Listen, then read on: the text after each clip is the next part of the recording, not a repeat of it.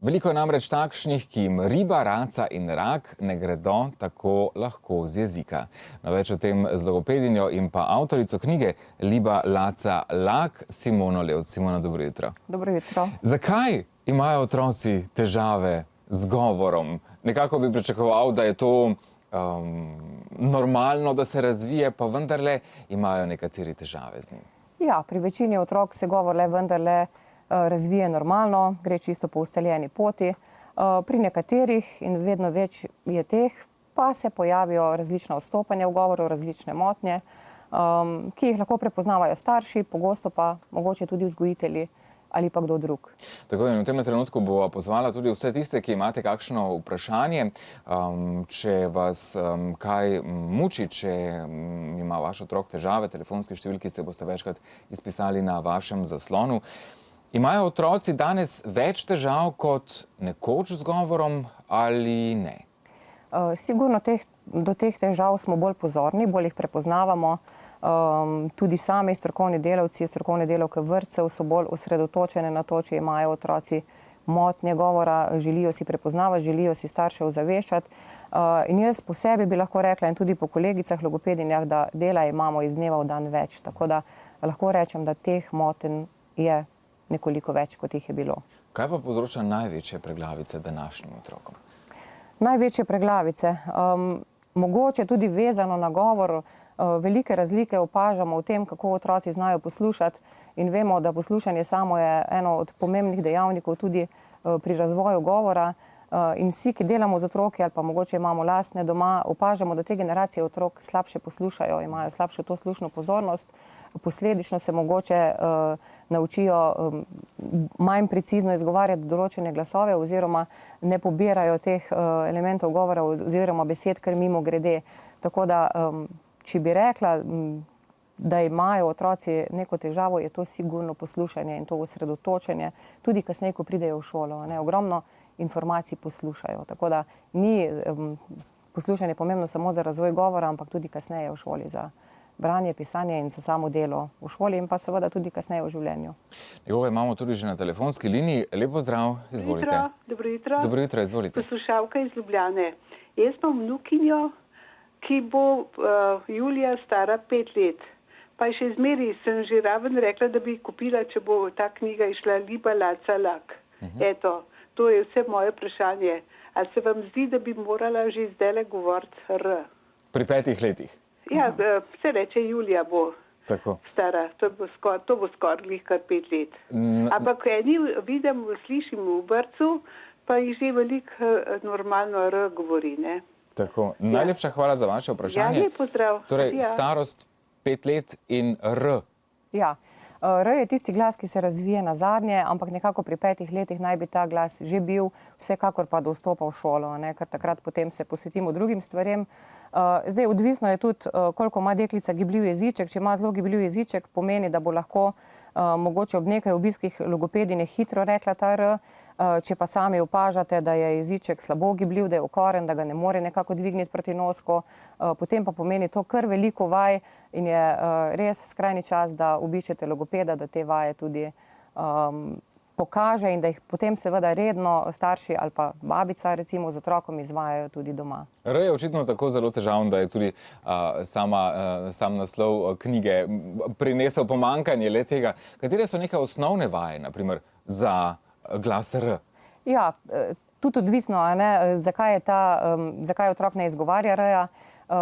Pri večini primerov gre za to, da ima slabo gibljive te govorne organe, še posebej jeziček, zato začnemo običajno logopedi vaje za pridobivanje glasu z nekimi vajami za razgibavanje jezička. Teh vaj je treba ogromno narediti, od tega, da se otrok oblizuje proti nosku, da trese jeziček, da tleska z jezičkom.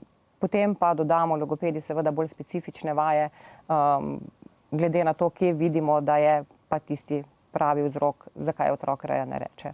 Še nekoga imamo na telefonski liniji. Pozdravljeni, izvolite. Dobro jutro. Dobro jutro, izvolite.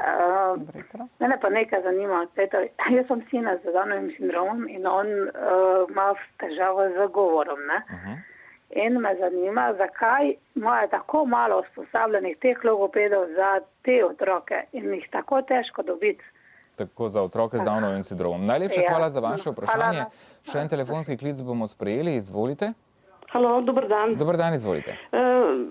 Mene pa zanima obratno, kako če preveč poudarja R. Kako torej omiliti R?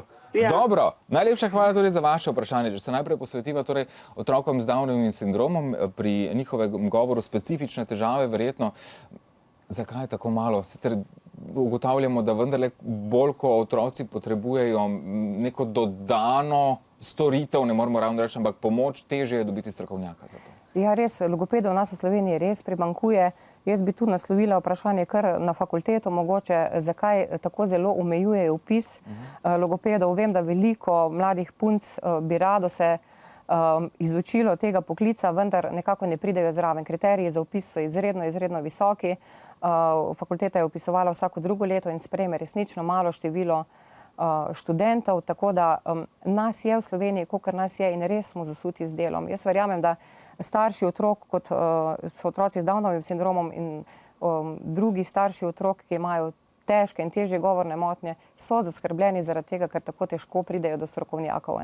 Tisti, ki živijo v večjih centrih, mogoče veliko lažje, tisti, ki na podeželju so pravzaprav zelo samo sebi pripuščeni pri tem iskanju pomoči logopedov, ampak enostavno toliko, kolikor nas je in mi skušamo delati po najboljših močeh, se pravim, dan je včasih za nas prekratek, čakalne dobe, se zavedam, so velike. Ključ je v tem, da bo treba vpisati malo več teh študentov, da kmalu pridejo mlade logopedinje, ki bodo na razpolago. Tako še pretiran R? Ja, včasih otrok, ko se potem nauči končno reči R, ta R zelo poudarja, nekaj časa potem govori riba in tako naprej. R se počasi umili. Več, ko ga uporablja v govoru, bolj se zmehča. Lahko tudi pri teh vajah, ki so jih imeli, že ko jih je dala logopedinja, enostavno vadijo še te besede, ponavljajo te besede na R tako dolgo, da se bo ta izgovorjava zmehčala. Še nekoga imamo na telefonski liniji. Lepo zdrav, izvolite. Ja, dober dan. Dober dan, izvolite. Lepo zdrav v studio. Mene pa zanima za vnuka. Sicer je že bil pri logopedini, ampak on tako hitro govori, tako da bi hotel vse naenkrat povedati in mu ne izgovori potem cele besede. Kaj torej narediti, da bomo upočasnili njegov govor? Ja, da bi se to malo umililo. Tako, najlepša hvala za vaše vprašanje. Še nekoga imamo na telefonski liniji, izvolite. Halo? Halo, izvolite. Dober dan želim, Ana Zesenic. Pozdravljena. Jaz imam pa tudi vnuka, ki bo star septembra 5 let in tudi ne govori R. Vse je L, živijo na Danskem. Sem pa opazila, da ima jeziček preveč potrjen, ker sem mu rekla, poskus Aljaš z jezičkom nos doseči, pa ni mogel. In mislim, da je to vzrok, kaj narediti. Najlepša hvala tudi za vaše vprašanje. Torej, najprej kako upočasniti govor otroka, ki nam želi vse kar naenkrat povedati. Ja, se verjetno logopedinja, katero otrok obiskuje, že dela na tem. Moram reči, da hitrost tempo govora je nekako tudi karakteristika nas, posameznikov. Nekateri govorimo zelo hitro, nekateri bolj počasi. Pri otrocih se seveda to še bolj odraža tudi s tem, da požirajo besede. Obstajajo tudi vaje, kjer se upočasnjuje ta tempo govora. Tudi kadar delamo z otroci, ki jecljajo, delamo na ta način. Tako da jaz bi rekla, naj se držijo navodila logopedinja, ki jih daje, in pa mogoče včasih sami upočasnijo svoj govor takrat, ko komunicirajo z otrokom, ker nekako tudi da otrok tudi sliši ta naš počasnejši tempo in predvsem, da ve, da ima dovolj časa povedati, da mu ni treba zelo hiteti. Si vzeti čas, mu prisluhniti, ostalo pa verjetno bosta naredila naprej z logopedinjo, s katero verjetno že lepo delate. Tako, slišali smo vprašanje naše gledalke, ki ima vnuka, ki živi v tujini. Slovenščina je težek jezik, ima težke glasove, lahko rečemo. Je težava za otroka, ki raste v večjezični družini? Ni nujno. Otroci iz večjezičnih družin lahko zelo lepo razvijajo govor, če so nadarjeni na tem področju, tudi zelo hiter. Vendar pa je izgovorjava posameznih glasov se od države do države razlikuje. Tako vemo, da Nemci rečejo drugačen R kot mi. Pri nas bi ta pogrkovani R, grlni R šteje kot motnja, pri njih je to običajna izgovorjava. Tako da kako izgovarja njen vnuk R na Danskem, je verjetno malo drugače od našega R-ja. Ampak gospa omenja ukoren jeziček, se pravi, če bi se otrok hotel naučiti tega pravilnega slovenskega R-ja, bo treba razgibati jeziček, se pravi, da bo moral narediti veliko teh vaj za razgibavanje. Mogoče bo logopedinja tudi pregledala, če je priraščena podjezična vez, če bi ta bila zelo kratka in bo potem svetovala naprej. Vsekakor je 5 let starost, ko naj bi to že šlo in je prav, da poiščejo en strokovni nasvet, da glede na to, zakaj ne more reči, logoped potem odredi, kakšne vajce bodo počeli vsak dan.